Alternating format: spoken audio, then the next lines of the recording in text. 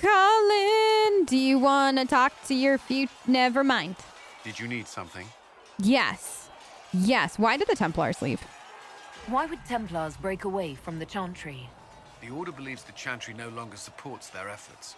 Not to the extent they should. What changed?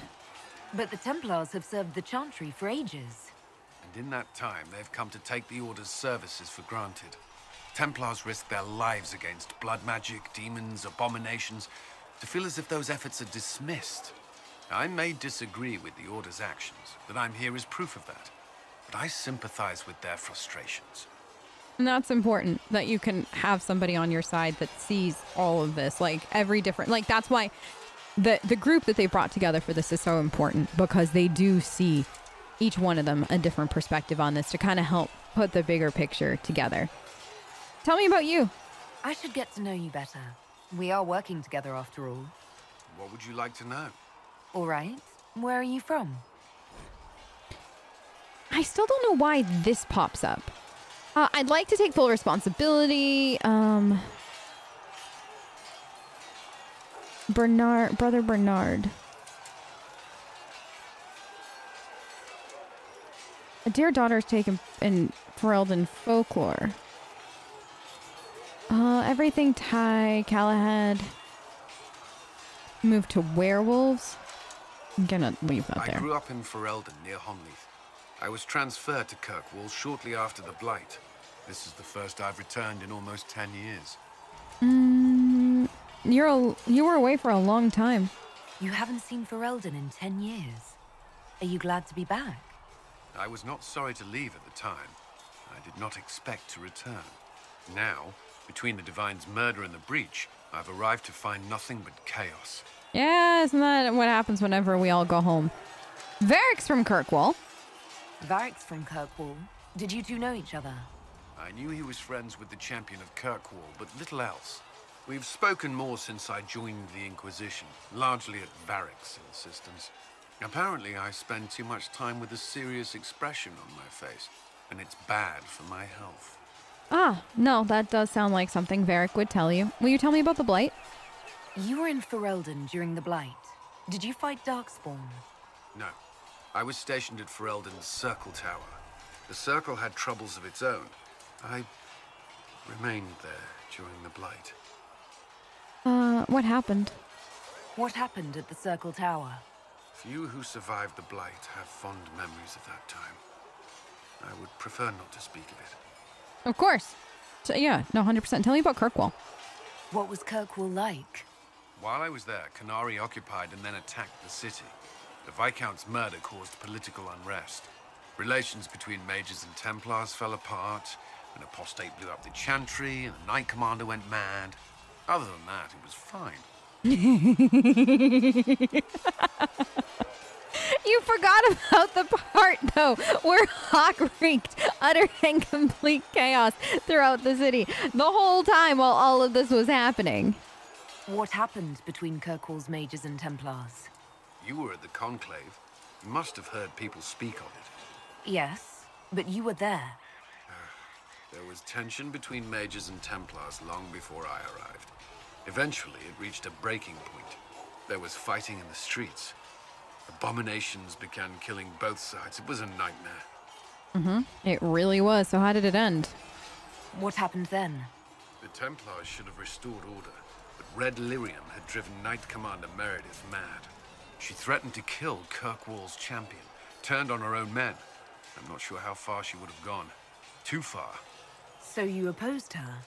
I stood with the champion against her, in the end. I should have seen through Meredith sooner. How could you have, though, Cullen? Seriously? Nobody could see through Meredith until Meredith went well, I mean, maybe Varric did.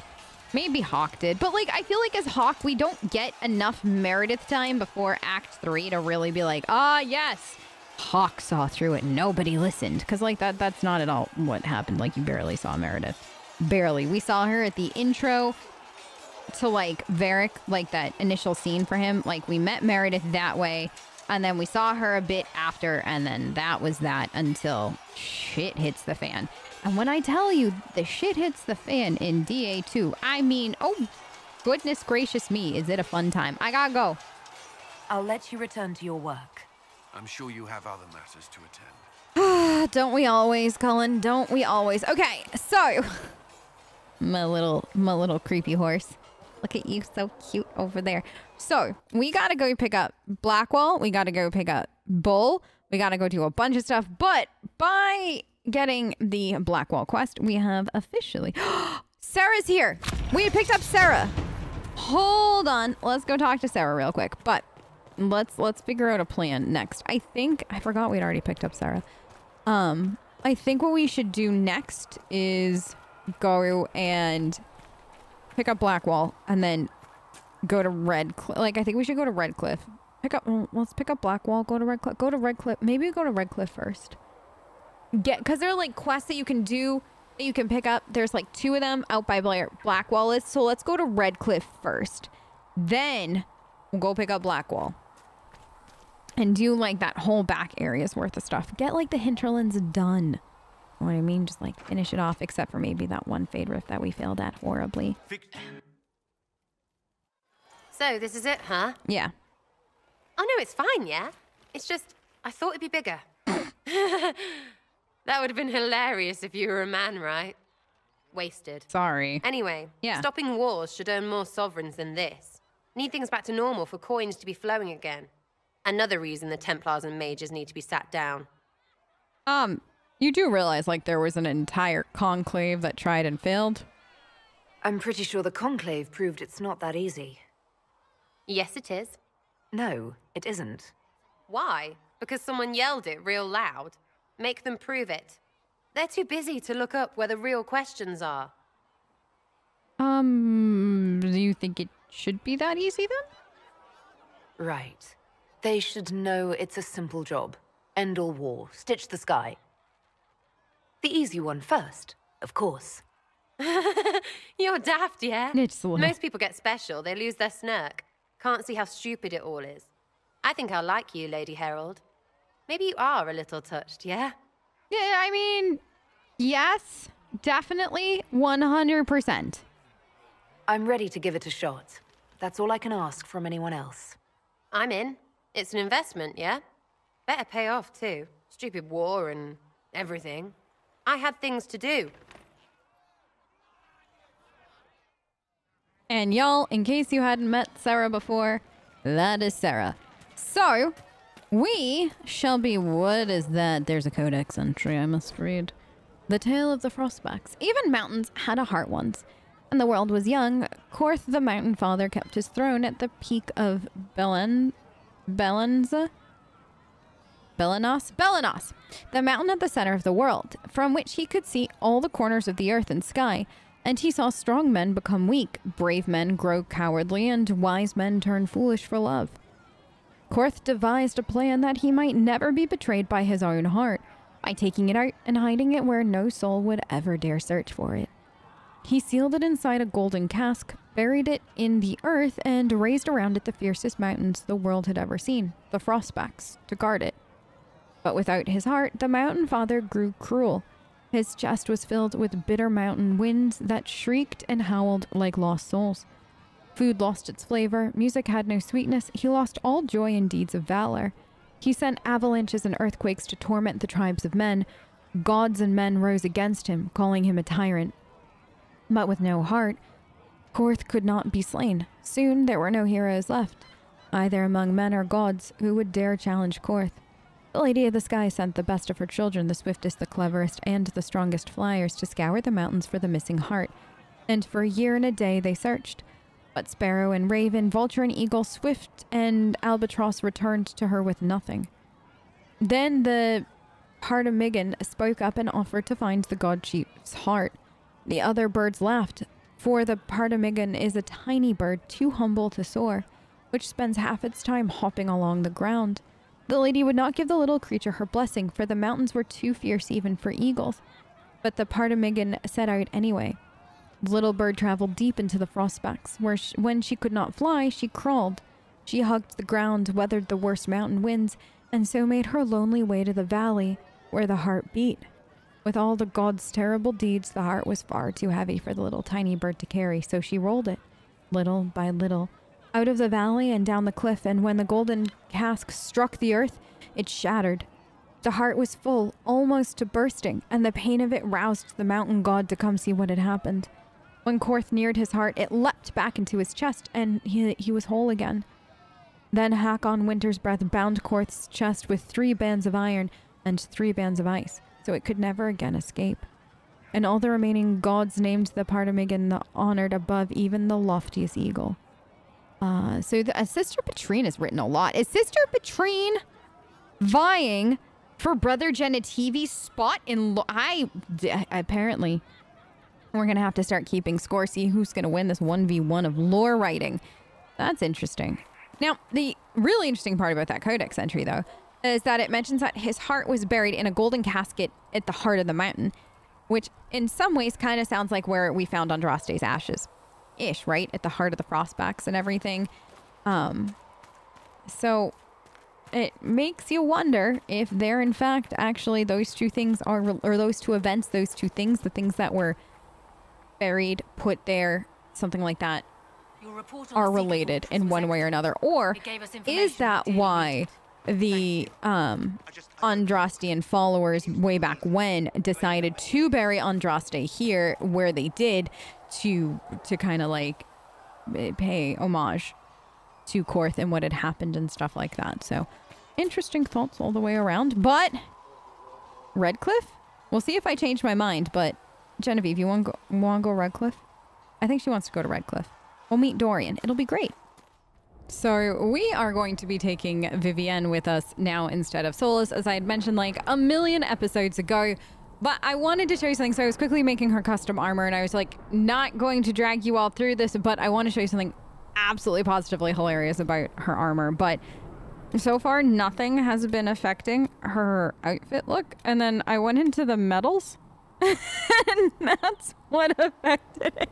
And I have no idea how to feel about this.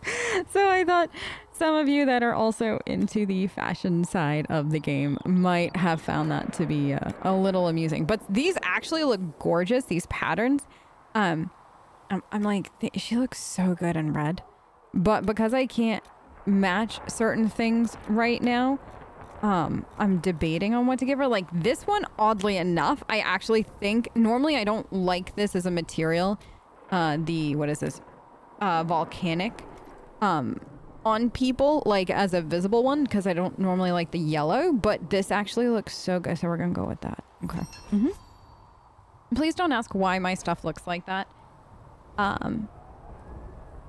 Because I legitimately have no idea why any of my stuff looks like that. But let's also get her arms, legs. Oh, she gets the knee. I love her boots. Like, sincerely, her knee-high boots are everything. Health. I always go straight for health. And, oh, we could do spirit resistance there. And then arms. What do we, oh, no. Like, I don't want them, Really? Wait. Yes. Yes? Maybe. I feel like, what's gonna... So we are still missing the T1s. I just don't like how big those shoulders are. At all. Like, can we go without? I might go... Y'all, I'm not gonna lie. I might be going without. I love the collar. I hate the shoulders. That's... yeah, we're just gonna just do this. So let's get... Whoops, you are not... Oh, you gotta level up, Jen. Let's go to Vivienne. She gonna get this. And then, do we have a weapon for her? Yes. Perfect. Oh my gosh, that looks so good on you. Let me quickly upgrade your legs. That sounded weird. Things that you say. This, and then this. Yes. Confirm. Okay. That'll do. So, everybody... I just realized you're in Inquisition armor. Why? Why are you in that? Did I accidentally put Vivian's armor on you? I did. Okay. For a second there, I thought my mods died. I didn't realize I hadn't put that on Vivian. If anybody else was looking at Jen for a second and going, what happened? Same. Okay. Now. Okay, there was just... Hi, you look normal again. Okay. I was like, wow, you have a cape. What? All right, so we are good now. So, as I was editing previous episodes, I realized we still have 2 things that need to get done out here. Wait, is this is already, we can do this? Oh, okay, cool. Let's go here. I think that this is where I want to go. We'll find out in a second. But if not, I mean, once I get there, we'll have a better idea. So this is core squad until we get Dorian. And then we'll probably, when we get to Haven or Skyhold, reevaluate. But I think I like the original plan where we're gonna go to Redcliffe after I do these 2 things, and then we're gonna pick up a whole bunch of the rest of the quests. And then, no, I did end up in the right place. Okay, how do we all look? Ah, Vivian, you look gorgeous. I love that on you. Okay. I have not heard any banter, I think, in many moons between Vivian, Varric, and Cassandra, so this will be fantastic. But if you remember, we need to go tell the kid that his mother needs a potion. And then I forget if we have to go back and, like, check in. But either way, I need Vivian for Enchanter Alendra to see if we can get her as an agent. And then after that, off to Redcliffe we go. But we've already... No, we didn't actually defeat that. Oh, wait. Wait. There you go. Cause, oh boy, that would have been bad if I didn't level her. Okay, Jen, you've also got... No. What do you want, the girl? Fire each arrow doesn't... Tenthemite. Yes. Excellent. All set there. Now, back to the cult. Love a good cult visit in there. I still haven't decided what this is yet. Close the rifts. The Inquisition did. Yes, that's true. I mean, doesn't he have every right to question what's been taught? Are we not meant to question what's been taught? Then what's the point of being able to ask questions? You're welcome. Okay, he is up here. And then, yeah, I think we had already done the Solus thing at that point, like to strengthen the veil. Like, I think we've already done that too. But up you go. Girl, he should be like right there. Yes. Hi, you. Can I talk to you? I greet you. My name is Hindle. Your mother needs help. Hindle, your mother can't breathe. Your father sent me here for potion. What? She was fine. She hasn't had the breathing trouble in... All right, I can help. Here, I have some already made. Go, take it to her now. Okay, so we do have to go back. So that actually ended up working out. I think it's always funny, though, how the Inquisitor's like, your mother need potion. What? Like, there's definitely a word missing in there. Your mother needs a potion, or something like that.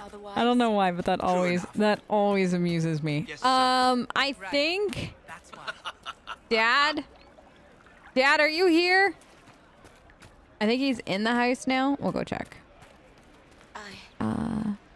Papa? That you are standing there and staring like are you even blinking? A fine day to you. You too. Here you go. Do you have the potion? Here you go. The potion and instructions on how to make it. Siles bless you. Or the maker. Or whoever. It doesn't matter. Just thank you. I'll give it to her right away. If ever I can help the Inquisition, you have my word. Anytime. Okay. Well, I hope she feels better soon. Now. What do you need? Nothing. But thank you for asking. I need to go talk to actually Enchanter Alendra, which is Am I going the right way? This is that episode all over. Nah, I went the right way. Yes. Okay, can we try this again? May I help you? This. The Inquisition could use the... If I wished to kill others, I would have joined the rebels. How is the Inquisition any better? Vivienne. The Inquisition is our chance to restore order, Enchanter. Without it, we'll be no better than apostates. Madame Vivienne, court mage of the Empress of Orlais. I am honored. And if you back the Inquisition, so shall I. My skills are yours. Just give me a moment to gather my things. Thank you.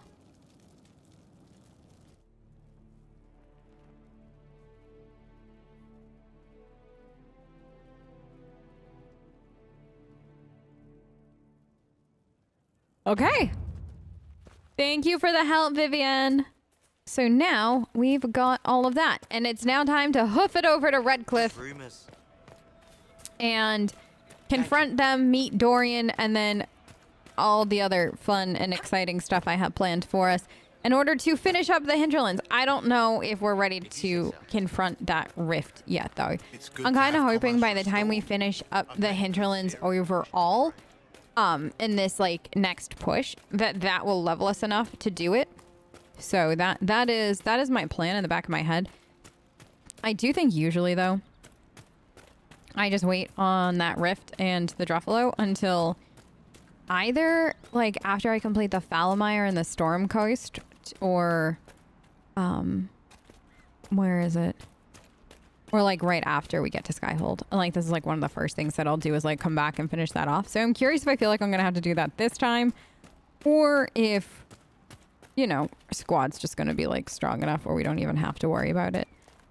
Now, if you missed it, I think I've mentioned this in a previous episode, but both of my Let's Plays that I have, Ivy and Riley, each picked one of the two sides. So one did mages, one did Templars.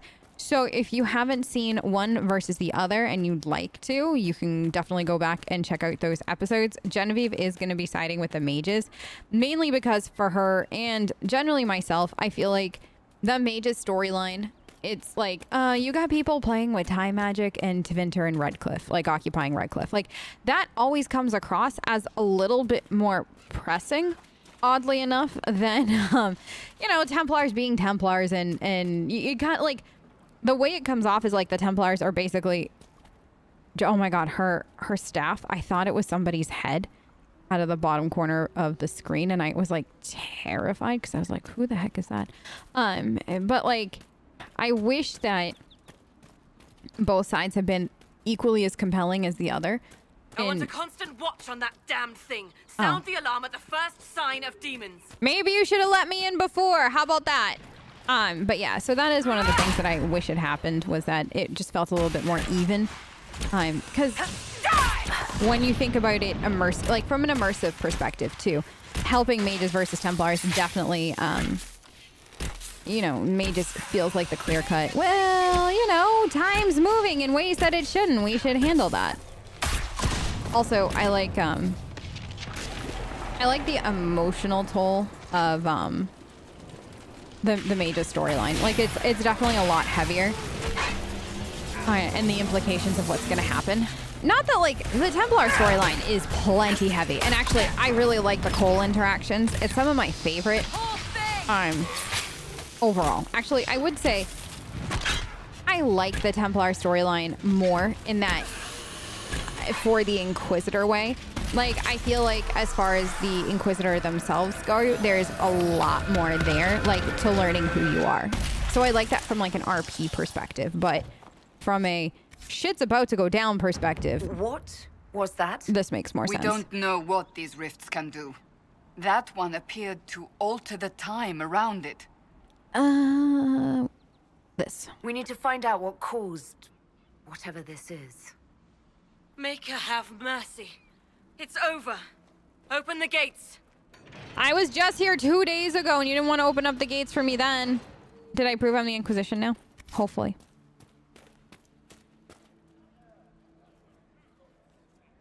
We've spread word the Inquisition was coming. But you should know that no one here was expecting us. No one? No one? Not even Grand Enchanter Fiona? If she was, she hasn't told anyone. We've arranged use of the tavern for the negotiations. Agents of the Inquisition, my apologies. Magister Alexius is in charge now, but hasn't yet arrived. He's expected shortly. You can speak with the former Grand Enchanter in the meantime.